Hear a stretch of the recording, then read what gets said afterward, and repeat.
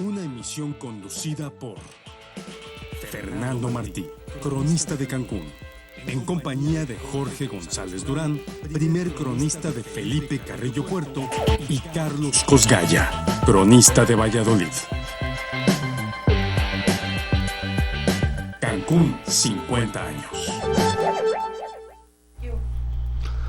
Hola a todos, soy Fernando Martí, el cronista de la ciudad de Cancún, hay que decirlo porque hay muchas ciudades y muchos cronistas. Hoy iniciamos, 18 de septiembre, una serie de programas para tratar un tema fascinante, los 50 años de Cancún. Fascinante porque Cancún es una ciudad que tuvo una fundación, un proceso de fundación singular y ha tenido una historia singular. Son 50 años que en términos urbanos son muy cortos, es una vida, realmente es una ciudad joven, pero han sido 50 años muy intensos en los cuales esta aldea de pescadores que se convirtió en el primer destino de todo el Caribe, se convirtió también en el eje sobre el cual gira el estado de Quintana Roo y se convirtió en el eje sobre el cual gira la actividad turística en México. Entonces, a esta historia general acompañan miles de pequeñas historias, anécdotas, por demás interesantes, importantes y dignas de narrar. Me van a acompañar en esta gratísima tarea dos expertos en esta cuestión de historiar ciudades en este caso, que es Jorge González Durán, primer cronista de Felipe Carrillo Puerto, quien se ha dedicado durante los últimos 20 o 25 años a ejercer el periodismo de una forma sabia y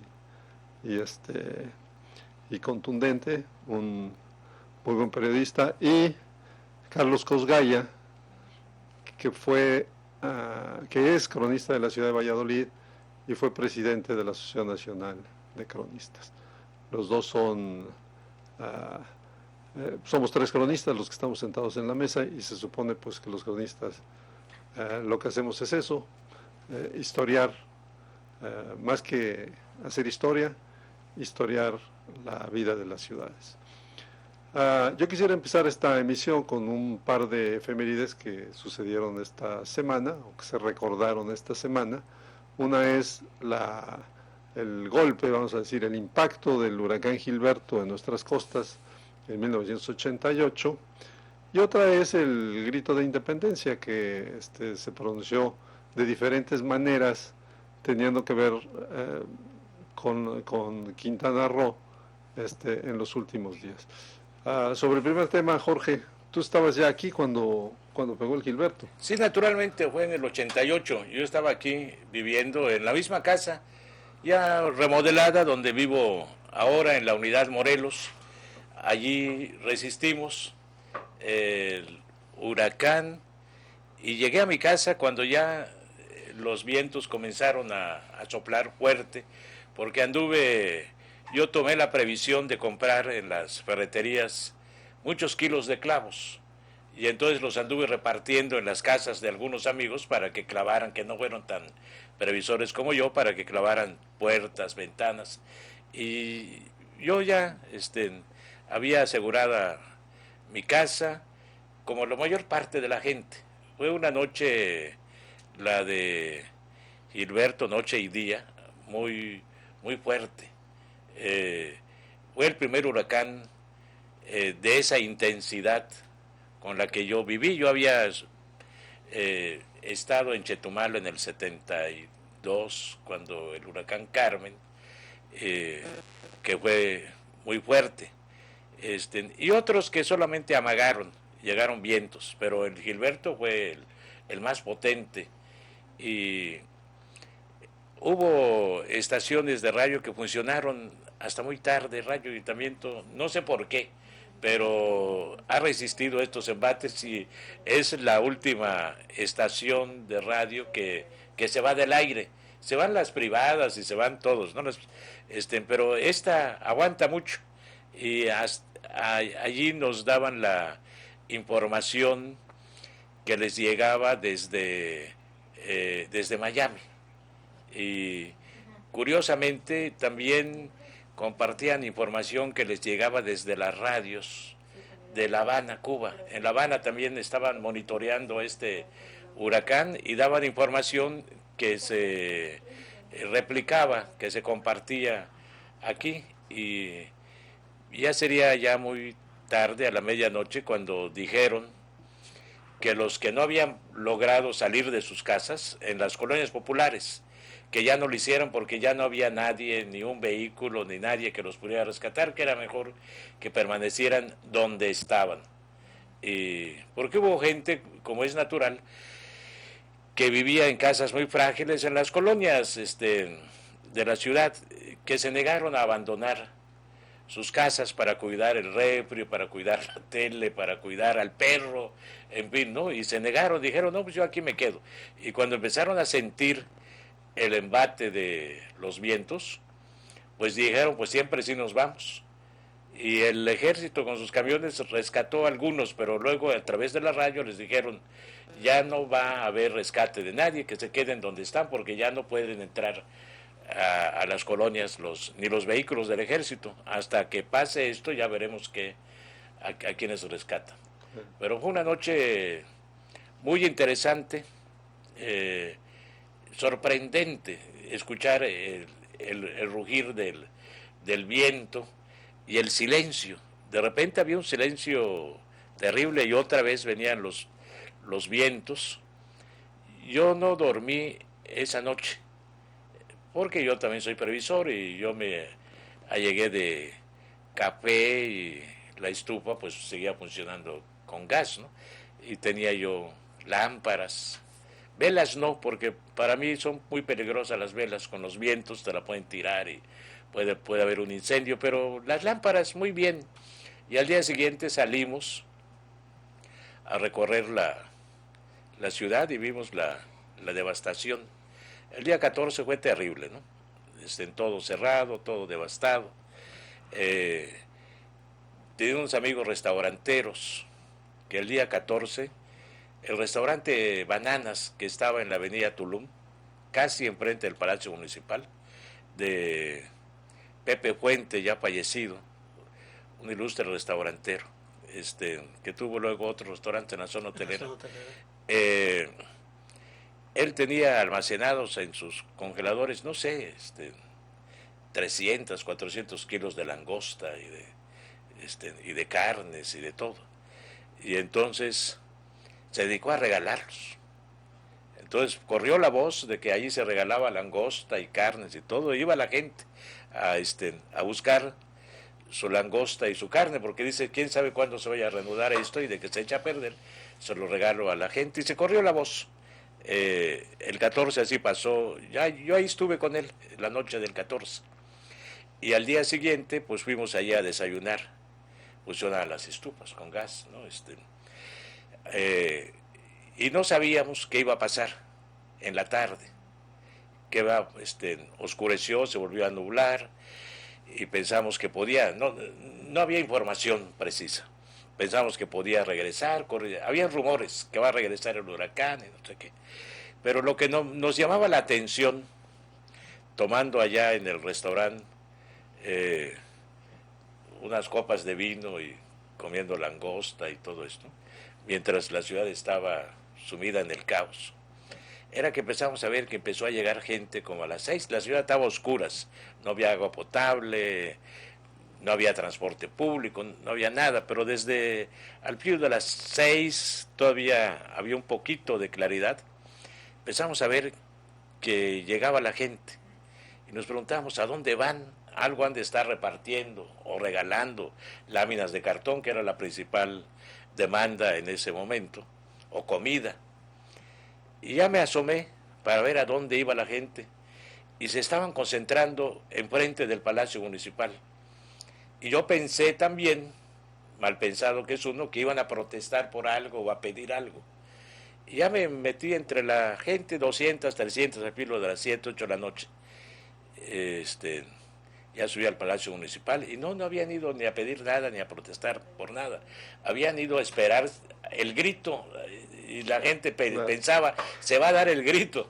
Y entonces yo subí al Palacio Municipal y estaba ya allí, desde ahí tenían su cuartel de operaciones, servicios públicos y todo. Ahí estaba el presidente municipal y le pregunté, oiga, el ingeniero José González Zapata, ¿va a haber grito? Pues eso estamos discutiendo. Aquí hay quienes opinan, entre ellos Gilberto Cañete, que era el oficial mayor del ayuntamiento. Gilberto opina que no debe haber grito, porque no estamos para celebrar. Le digo, pero el grito no es precisamente una fiesta, es una conmemoración. Hay que celebrar la independencia, además está la gente allá. En el Palacio Municipal había 1 o 2 plantas de energía eléctrica. El ayuntamiento estaba fuera del aire. Y entonces dice, además, o decía otro, no faltaba algún regidor que dijera, además no puede haber brindis ni bocadillos. Pero ¿quién pide brindis y bocadillos? La gente está pidiendo el grito. Y entonces vamos a esperar. Pepe González era muy pausado, muy calmado, y él dice, vamos a esperar, ¿no? Fiera su estilo, vamos a esperar a ver qué pasa. Ya al filo de las 10:30 de la noche, ya la Plaza de la Reforma estaba casi llena de gente, algunos no sé dónde sacaron algunas banderitas y todo. Entonces Pepe González decidió, sí va a haber grito, porque si no la gente puede protestar, y creo que se puso en contacto con el gobernador Miguel Borge, que ya estaba ya camino a Cancún con muchos camiones que venían de Chetumal con apoyo. Y digo, Pepe, tienes que dar el grito. Eso no puede, no se puede suspender ni por mal tiempo. Aunque llueva, tienes que dar el grito. Y sobre todo si está ahí la gente. Entonces salió Pepe González, hubo así improvisado una banda de guerra, que no sé de dónde la trajeron, y la gente estaba contenta. Y estaban unos focos allí que sacaron una hilera de foquitos alimentados por las máquinas estas de energía eléctrica portátiles, y salió Pepe se hicieron los honores a la bandera y todo eso allí, y salió Pepe a dar el grito, y la gente feliz y gritó, y Pepe González, no sé a qué héroes gritó, ¿no? Porque como dice Fernando, pero seguro Andrés Quintana Roo, comenzando por el cura Hidalgo y José María Morelos, pero lo más interesante es que gritó, no sé, no 20 veces como López Obrador, pero sí cuando menos 5 o 6, viva Cancún. Eso sí, la gente, más que viva México, la gente gritaba viva Cancún, y yo me sentí muy emocionado. Estaba yo allí arriba, no entre la gente, porque ya me quedé allí por la sala de Cabildos, por ahí cerca del Palacio Municipal. Pero fue un viva Cancún, creo que el más emocionante, el más emotivo que se ha dado a lo largo de esta ciudad, donde muchas veces se ha dicho viva Cancún. Bueno, vamos a hacer una pausa y en un momento regresamos. Ya regresamos. Seguimos con más de Cancún 50 años.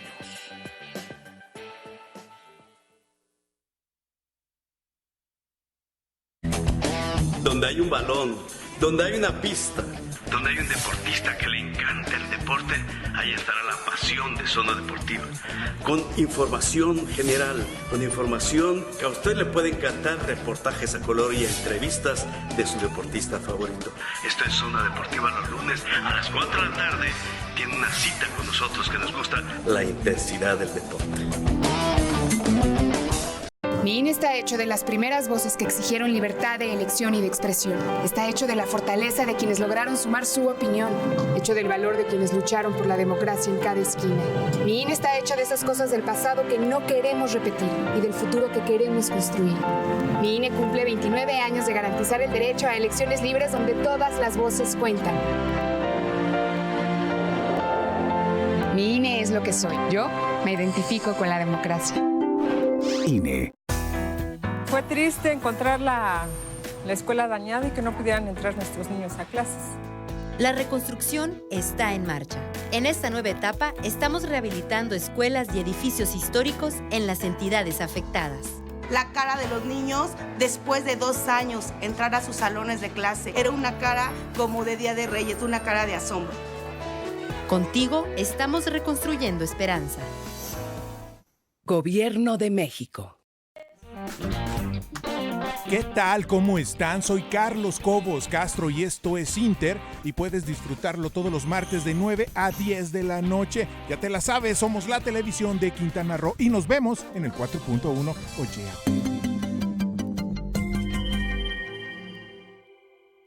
¡Hola! ¡Únanse a esta nueva aventura! ¡Plaza Sésamo! En SQCS Televisión. De lunes a viernes, 6:30 y 10:30 de la mañana. Y después desde las 4 de la tarde. Aprenderemos, jugaremos y te sorprenderemos con muchas sorpresas. ¡Ay! Los sábados a las 7 de la mañana. Y luego a las 3 de la tarde. Y domingos desde las 7 de la mañana. ¡Plaza Sésamo! ¡Muy bien! ¡Plaza Sésamo! ¡Sí! ¡Plaza! ¡Plaza Sésamo!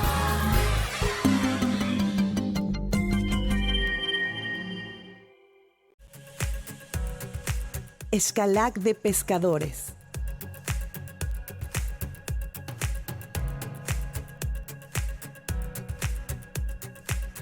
Redescubre Quintana Roo.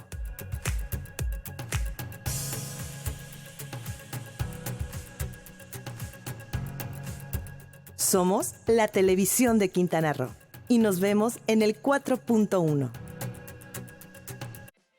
Vamos a un corte y regresamos con más de Cancún, 50 años.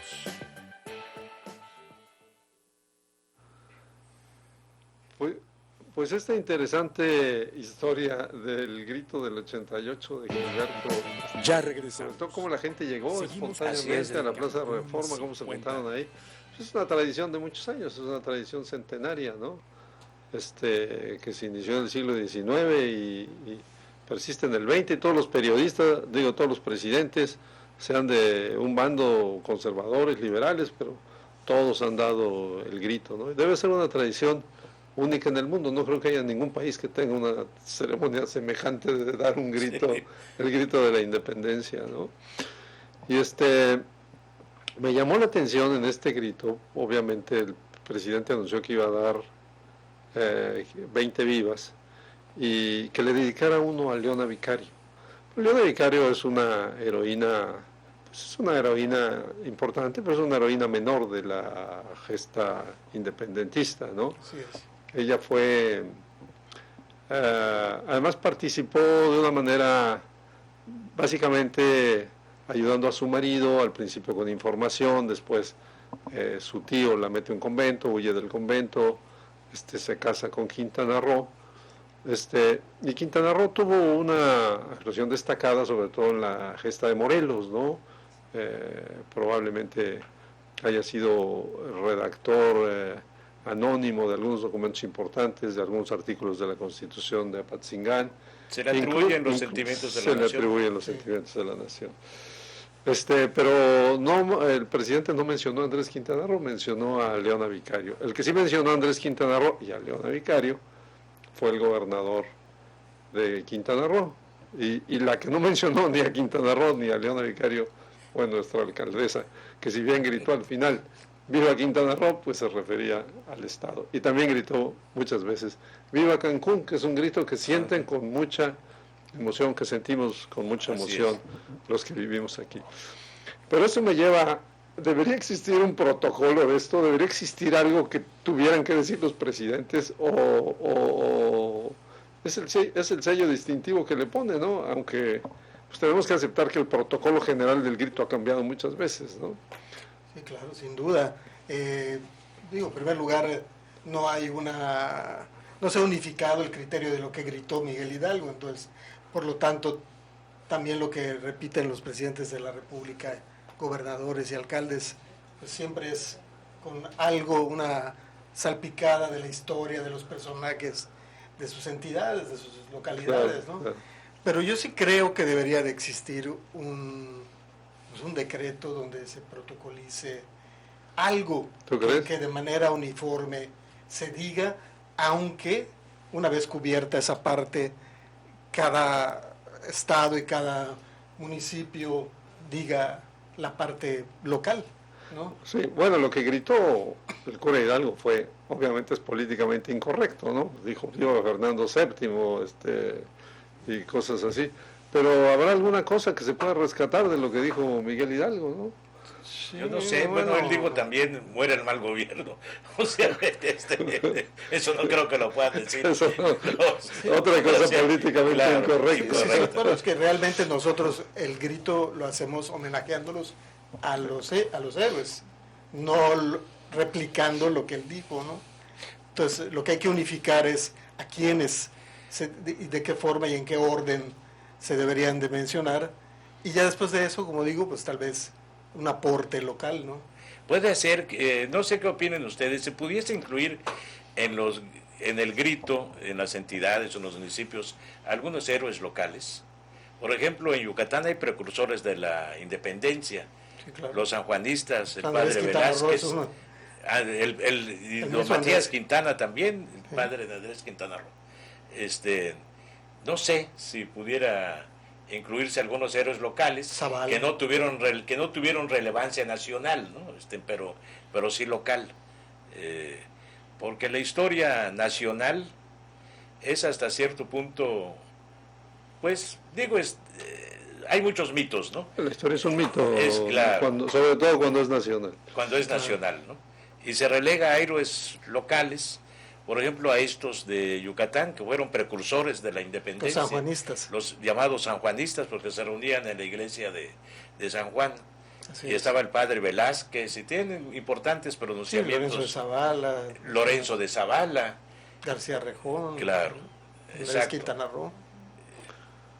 Así es. Pudiera ser, en algunas entidades hay héroes locales muy importantes, que no tienen la trascendencia local porque dieron sus luchas en sus regiones, claro, pero que no son considerados héroes nacionales. Precisamente en la revisión que se hizo para el Bicentenario, una de las cosas en las que se insistió es no descalificar lo que se ha dado para la construcción de una identidad nacional, sino que realmente es abrir espacio para el reconocimiento a todos aquellos que hasta el Bicentenario no se les reconocía su participación en todo este evento de la independencia, ¿no?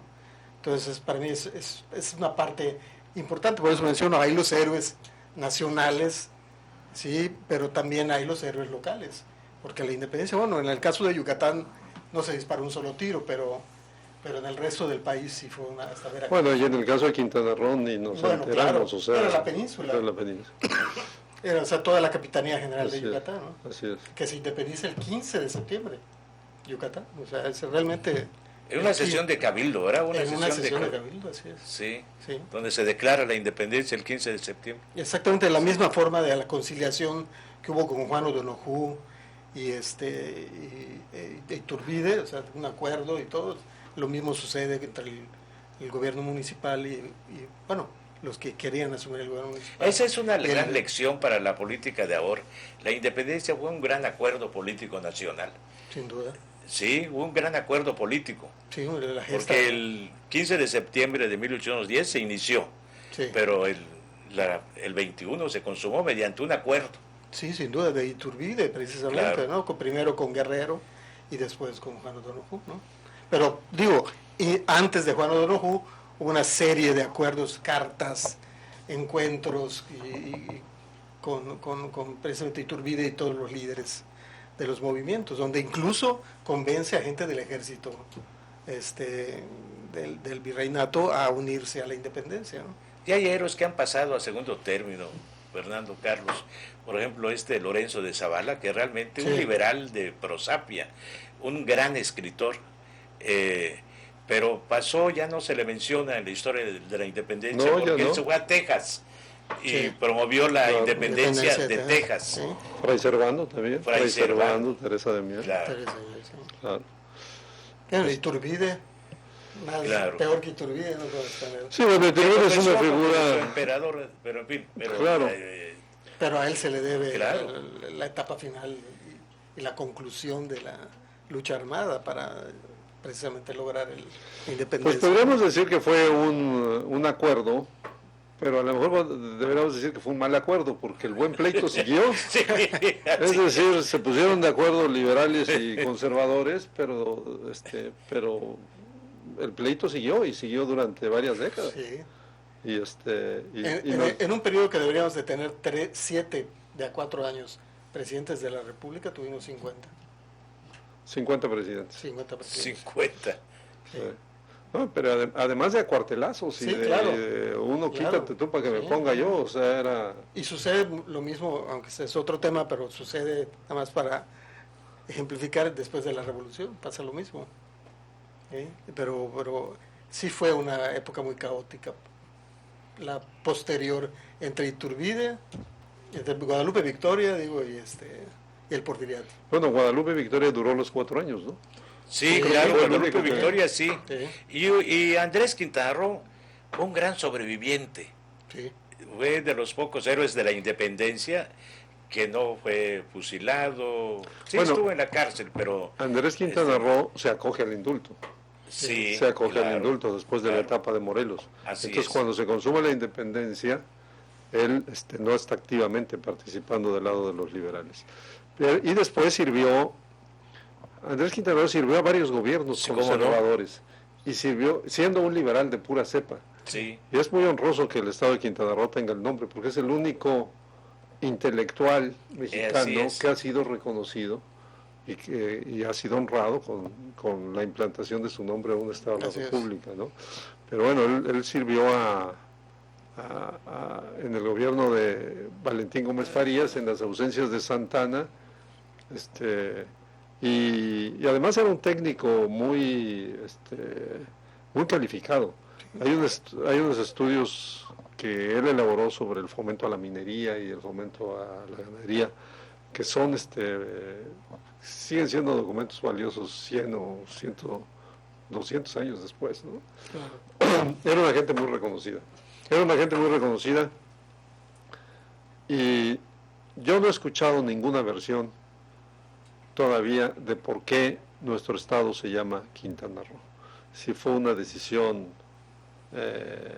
personal del presidente Díaz, o quién propuso que este estado se llamara Quintana Roo. Luego seguimos hablando de ese tema. Vamos a un corte. Ya regresamos. Seguimos con más de Cancún 50 años. Donde hay un balón, donde hay una pista, donde hay un deportista que le encanta el deporte, ahí estará la pasión de Zona Deportiva.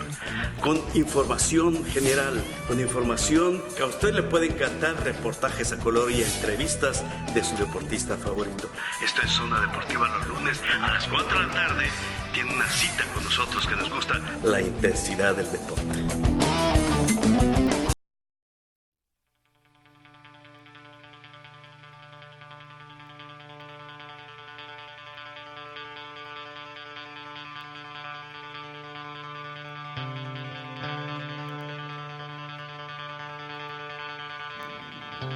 El ABC de los primeros auxilios, que A corresponde al estado de alerta. Para esto llegamos con el paciente y lo movemos, le hablamos. ¿Cómo se siente? Despierte. ¿Le duele algo? B se refiere a ver la permeabilidad de la vía aérea. Esto lo vamos a conseguir estirando la cabeza y el mentón. Vamos a abrirlo para poder tener la vía aérea permeable. Vamos a dejar nuestras manos, el índice y el pulgar libres para, de ser necesario, poder dar respiración boca a boca. Esto hay que obstruir la vía aérea. Antes vamos a ver que nuestro paciente esté respirando en forma espontánea, que es la C, se refiere a la circulación o corazón. Esto vamos a verlo con la coloración de las extremidades, tanto calor como llenado capilar, y podemos escuchar incluso el corazón. Nos vemos en la próxima cápsula, donde hablaremos de la reanimación cardiopulmonar. Mi nombre es Antonio Ruedas Dueñez. Hasta la próxima.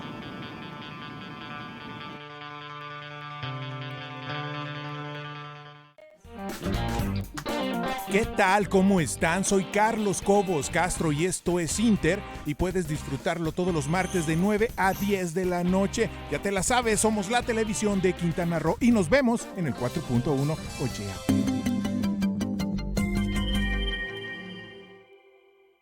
¡Hola! ¡Únanse a esta nueva aventura! ¡Plaza Sésamo! En SQCS Televisión. De lunes a viernes, 6:30 y 10:30 de la mañana. Y después desde las 4 de la tarde. Aprenderemos, jugaremos y te sorprenderemos con muchas sorpresas. ¡Ay! Los sábados a las 7 de la mañana. Y luego a las 3 de la tarde. Y domingos desde las 7 de la mañana.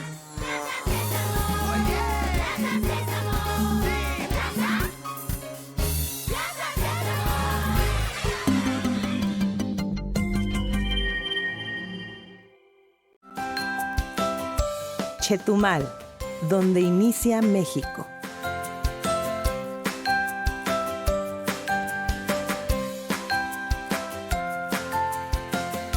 Redescubre Quintana Roo.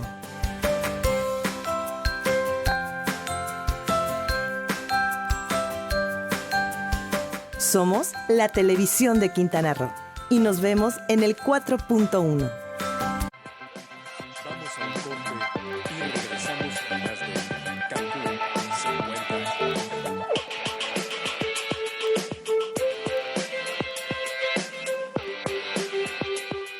Bueno, vamos a hablar de Cancún.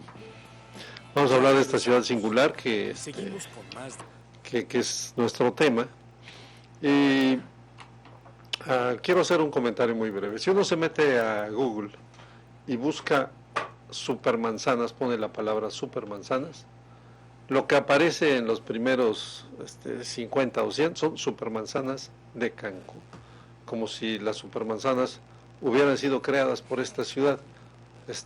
Muchos cancunenses piensan que las supermanzanas nacieron aquí, se inventaron aquí, lo mismo que el plato roto. Carlos Cosgaya ha estudiado mucho esto de las supermanzanas y tiene algunas ideas, yo diría que hasta provocativas al respecto. Platícanos, Carlos. Bueno, pues en realidad, hablando por partes de lo que acabas de comentar, en realidad las supermanzanas ya es una planeación urbana que existía, es un planteamiento que se hace desde la Ciudad Jardín, y Le Corbusier la toma en varias de sus propuestas, apegándose a la Carta de Atenas, ¿no? ¿Y cuál es el objetivo de la supermanzana? Pues más que nada es priorizar al ciudadano, y en el sentido de peatonizar, ¿no? Peatonizar. El hecho de que se use el vehículo lo menos posible y que haya una gran área de espacios públicos en las ciudades, ¿no? Como muchos de los planteamientos que se hicieron en Brasilia y en otros lugares, ¿no? La supermanzana en lo particular tiene un esquema muy peculiar en el cual debe ser 400 por 400 el área que abarca, y una de las partes más interesantes es que no debe de atravesar ningún vehículo de un lado para el otro. O sea, deben ser retornos que entran y salen y que solo tengan una máxima de velocidad de 10 kilómetros por hora. Como nuestros retornos de las supermanzanas, ¿sí? Y al centro una gran área verde donde deben haber unos ciertos servicios que hagan que precisamente el ciudadano que vive en esa supermanzana no tenga que desplazarse en vehículo, en ningún otro tipo de transporte a distancias largas para evitar el tráfico. Uno de los principales objetivos de la supermanzana es precisamente, es algo que tiene que ir muy, muy amarrado a una buena planeación de movilidad en transporte público, ¿no? Por supuesto, se fomenta el uso del vehículo, o sea, obviamente sí se permite y se acepta el uso de vehículo, se promueve también la bicicleta, ¿sí? Dentro de lo posible, pero más que nada el transporte colectivo es uno de los puntos más importantes. Desde luego, en el caso de Cancún se da de manera diferente. Dentro de lo que son las bases de una supermanzana, Normalmente los lotes de la periferia que circunda la supermanzana deben ser unifamiliares, ¿sí? Adentro de un buen nivel, o sea, de mayor nivel, para un mayor poder adquisitivo que el que hay en los retornos. Y en el interior, en la parte central de las áreas verdes, para convivir precisamente con la vegetación, los multifamiliares. Ajá. Y áreas mucho andador y áreas de estacionamiento individuales en los lotes de los retornos y comunes en los multifamiliares, que además debe de haber centros de abasto, como son aquí en el plan maestro decía Conasuper. Uh-huh. Debería haber una guardería, un kinder, una primaria, etcétera, todo ese tipo de servicios en cada supermanzana, ¿no? Pero pues aquí hubo cambios, ¿no? Aquí la mayoría de las supermanzanas, con excepción de la 3 y la 22, que originalmente tuvieron ese mismo criterio, las demás supermanzanas, ya en su mayoría de la 24, la 25, ya tuvieron uso de suelo comercial o mixto en la periferia con multifamiliar incluso, combinado con vivienda, ¿no? Y por lo general multifamiliar. Y bueno, sí tuvieron algunos edificios de vivienda, sobre todo ese tipo de brisas que vemos por todas las supermanzanas, que lo único que cambia son las dimensiones de los departamentos dependiendo del nivel socioeconómico, ¿no? Pero en fin, eso es una supermanzana. Y una de las cosas que la incomprensión y el desconocimiento de lo que es una supermanzana provocó que hubieran cambios muy tempranamente, como en la 22, que se hace un parque público tratando de emular las ciudades tradicionales, que Cancún nunca fue planeada para hacerlo. Ya tenemos nuestra plaza, el Parque de las Palapas. Exacto, tenemos nuestra plaza de la Reforma para el gobierno, y bueno, pues al poner la iglesia, al darle el lote para la iglesia en la supermanzana 22 al clero, pues se busca que el parque se vuelva un parque público y no solo de la supermanzana, y eso hace que, bueno, pues toda la gente acuda al lugar. Y lo mismo pasa en la 23, cuando se hace el mercado público adentro. No es un mercado para la supermanzana como debería de ser, sino para la ciudad. Claro. Y entonces empiezan a romper los retornos para crear en comunicación de una avenida a otra, y empiezan a deformar básicamente el criterio original. Esta ciudad jardín de la que hablabas es un concepto del siglo XIX, me parece, ¿no? Sí, ahí empiezan las propuestas. Que nació en Inglaterra, ¿no? Así es. Sí. Y básicamente es una ciudad confinada, es una ciudad con un número de habitantes definido, independientemente de cuál sea la organización, la cuadrícula o la retícula interior de la ciudad, ¿no? Así es. De hecho, aquí mismo en Cancún, cada supermanzana, a pesar de que tiene los retornos, sí, los diseños son muy variados. Sí. O sea, cada supermanzana tiene una propuesta diferente. Sí, sí. O sea, si uno se va a la 26, por ejemplo, sí, la 26 tiene una zona de estacionamientos comunes, sí, y la gente entra por puros andadores. Sí. Y al centro de la supermanzana es como estar en una comisaría municipal, hay una placita con sus canchas. Pero podríamos decir que entonces la planeación de Cancún pasa por la ciudad jardín, pasa por Le Corbusier, pasa por Brasilia y pasa, o sea, no es una cosa espontánea que haya surgido en 1900, en los 60 y que hayan dicho vamos a hacer esta ciudad que es totalmente diferente. O sea, hay antecedentes intelectuales y de planificación y de urbanismo de la ciudad, ¿no? Sin duda, en Europa, en España en particular, Barcelona es una ciudad que tiene supermanzanas. En Brasilia se usó la supermanzana, y en México tenemos la ciudad universitaria y también satélite, ciudad satélite, sí, ¿no? Son los antecedentes en nuestro país, internacionales y en nuestro país, sí, sobre esto. Yo he leído algo sobre el caso de Brasilia, porque el caso de Brasilia,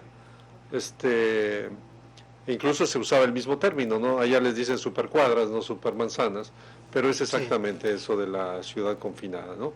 Y está basado en todas esas ideas de Le Corbusier y de Oscar Niemeyer, ¿no? De Niemeyer y de Lucio Costa, que fue un prodigio la creación de Brasilia, y yo creo que ha sido una de las ciudades icónicas del siglo XX.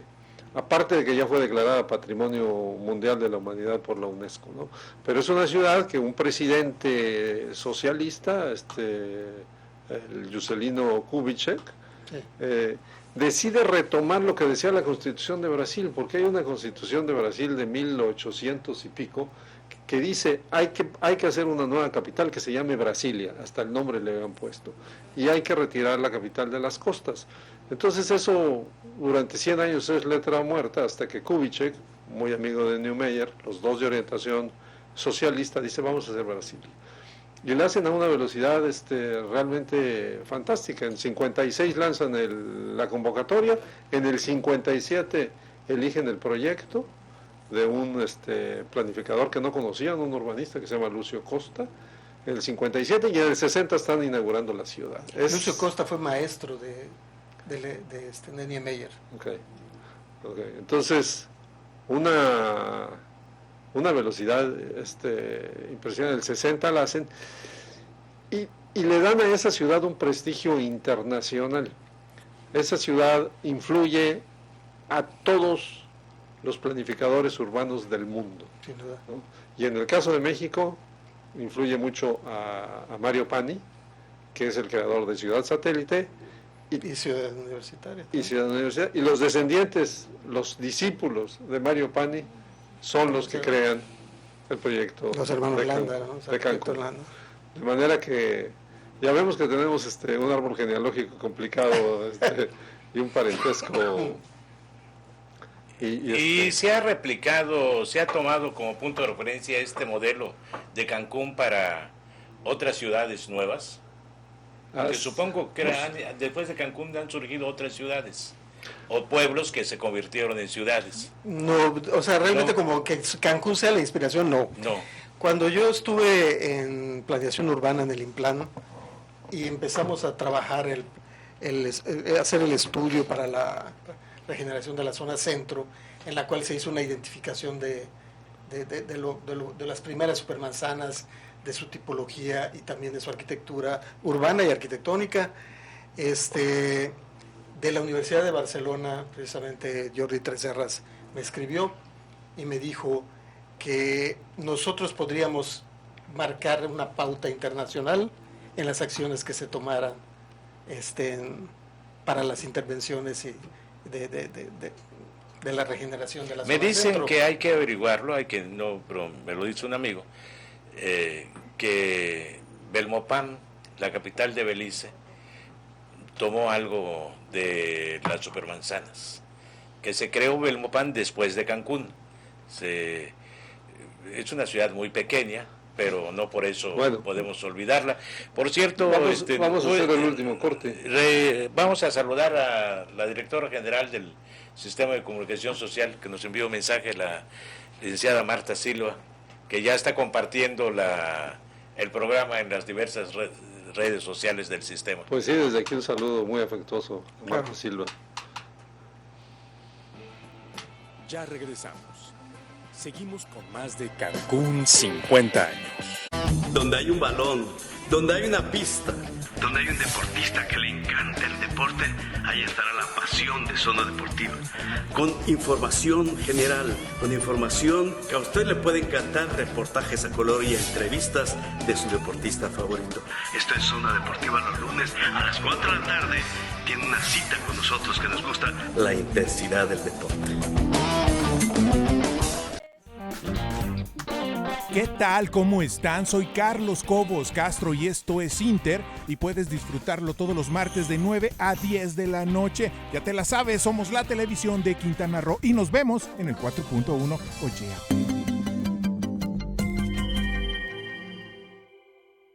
¡Hola! ¡Únanse a esta nueva aventura! ¡Plaza Sésamo! En SQCS Televisión. De lunes a viernes, 6:30 y 10:30 de la mañana. Y después desde las 4 de la tarde. Aprenderemos, jugaremos y te sorprenderemos con muchas sorpresas. ¡Ay! Los sábados a las 7 de la mañana. Y luego a las 3 de la tarde. Y domingos desde las 7 de la mañana.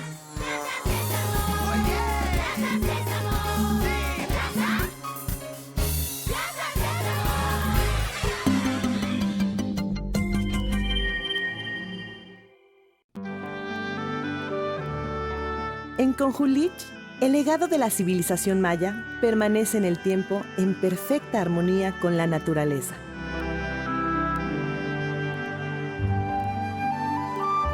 Redescubre Quintana Roo.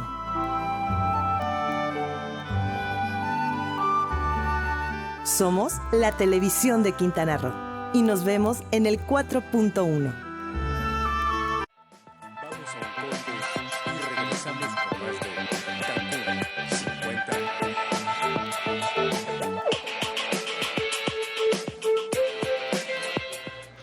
Bueno, estábamos hablando de Brasilia cuando nos fuimos y eso me sugiere una reflexión. Así como Brasilia fue declarada Patrimonio Mundial de la Humanidad en la categoría de ciudades del siglo XX, ¿podría Cancún ser declarado Patrimonio Mundial de la Humanidad?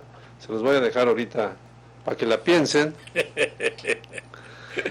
Porque Brasilia, como les decía, es una ciudad icónica que tiene ahora los problemas que tienen todas las grandes ciudades. Es una ciudad rebasada totalmente en su crecimiento, igual que Cancún. Es una ciudad disfuncional en muchos aspectos, pero una de las razones por las que esto sucedió, ya la mencionó Carlos Cosgaya, es la fiebre del automóvil o esta multiplicación, yo no sé si decir geométrica, algebraica o microbiana de los automóviles que hemos sufrido las sociedades modernas. Tengo aquí unos datos que saqué del censo. En 1980, Quintana Roo tenía 260,000 habitantes y 16,600 vehículos. Eso da un vehículo por cada 13 habitantes. 30 años después, en el 2012, teníamos 510,000 vehículos para 1,259,000 habitantes. Es decir, tenemos un vehículo por cada 2.5 habitantes. Así no hay nada que funcione. Claro. Leí que en la Ciudad de México hay 22 millones de gentes en el área metropolitana y 8 millones de vehículos. No hay manera de que ningún plan funcione, ningún plan de movilidad funcione si tienes 8 millones de vehículos. Entonces, ¿qué hacer con eso? Tomar soluciones drásticas, porque en Quintana Roo o en Cancún, ¿qué debemos esperar? ¿A tener un automóvil por habitante? Porque vamos en ese camino. Es decir, esa es una carrera que no podemos ganar. Así es. Y todas las, y por supuesto todas las programas y planes de transporte público eficiente, limpio, moderno, pues han sido un fracaso, uno tras otro. O para la zona hotelera específicamente. Y para la ciudad también, o sea, la gente aquí te habla de que transportarse desde las regiones, ahora llamadas manzanas, quizá erróneamente, ¿es erróneo llamar? Pues para mí sí, porque supermanzana responde a un criterio de diseño urbano y no a una nomenclatura, ¿no?, catastral. Entonces el hecho de que nada más por cuestiones de equidad se le llame a cualquier diseño urbano supermanzana, pues está mal. Fue por cuestiones de equidad realmente, para no discriminarlo, para no decirles regiones. Sí, entonces dijeron, vamos a ponerle supermanzanas también. Y que la gente le sigue llamando región. Pero no funcionan como supermanzanas ni las urbanísticamente hablando, ni las regiones ni las supermanzanas. Fuera de la Cabá, la Chichén, la Xmal, etcétera, que delimitan el área original de Fonatur, solamente Alborada y Pedregal del Bosque, junto con Nuevos Horizontes, cuando surge la unidad Morelos, ¿no? Son los únicos que manejan fuera de la Cabá el diseño de supermanzana. Y nosotros hemos abandonado la funcionalidad de las supermanzanas cuando otras ciudades la están recuperando, claro, como el caso de Barcelona, en donde dicen, en estas 4 cuadras, estos 400 metros por lado, no va a haber vehículos, restringida y va a ser básicamente una zona peatonal, de bicicletas y de todo esto, ¿no? Sí. Tiene otros problemas, pero bueno, esa es la idea, o sea, crear ciudades confinadas. Lo interesante de esto de Barcelona es que hubo una revalorización de lo que es el diseño de alguna supermanzana y se hicieron propuestas e incluso concursos para hacer la mejor propuesta de recuperación de supermanzanas. Y obviamente esto fue amarrado muy bien el proyecto con diseños de transporte público que solucionan y que obviamente traen como opción de que los que ya buscan irse a vivir a estas supermanzanas, lo que menos desean es tener un vehículo. O sea, hay una campaña de convencer al ciudadano de no usar vehículo. Además de que se vuelve muy caro en Europa tener vehículo. Caro incluso tener un espacio de estacionamiento, si no lo tienes en tu domicilio, ¿no? Entonces todo eso, pero obviamente les solucionan el transporte. O sea, tienen una solución de transporte público de primer nivel que les permite vivir cómodamente y que bueno, ha hecho que estas supermanzanas regresen a su propuesta original, mejoradas, o sea, ya con mucho consenso precisamente de los ciudadanos, a los que se podía afectar con las decisiones que se tomaban. Hubo mucha consulta ciudadana, pero ha sido un éxito. Yo creo que Cancún también puede hacer esto, ¿no? Una de las críticas que leí yo de las supermanzanas en Barcelona es que como no circulan vehículos, en las noches se convierten en unas ciudades medio desérticas y se elevan los índices de inseguridad, porque al no haber circulación de vehículos, tampoco hay circulación peatonal en las noches, o sea, hay poca gente circulando y que pueden aumentar los índices de criminalidad. Pero en fin, ese es otro tema. El punto es que, bueno, tenemos estos antecedentes de las supermanzanas que buscaron los creadores del Plan Maestro de Cancún aplicarlos aquí. Realmente nunca han funcionado. ¿Pueden llegar a funcionar? Yo pienso que sí. Digo, hay supermanzanas que de plano ya es complicado, como la 22 y la 23. Las 5, digo, por ejemplo, hay un diseño peatonal desde la supermanzana 4.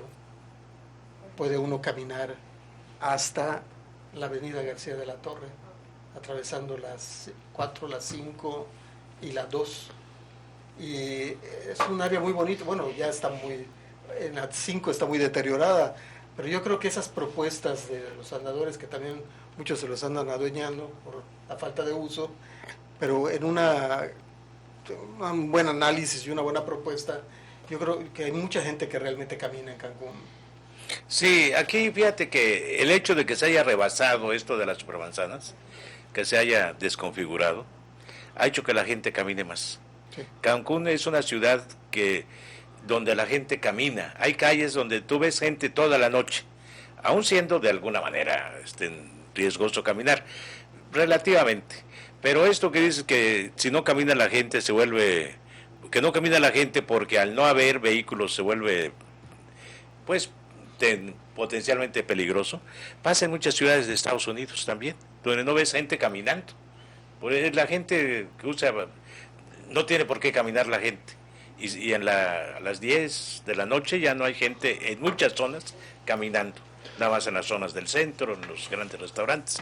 Bueno, nos tenemos que despedir de esta primera edición. Tenemos una página en Facebook que se llama Cancún 50 años. Búsquenos ahí, déjenos sus comentarios, déjenos sus ideas, de qué quiere que hablemos, y nos estamos viendo el próximo miércoles a las 9 de la noche. Gracias, señores. Muchas gracias. Gracias, cronistas. Nos vemos, al contrario.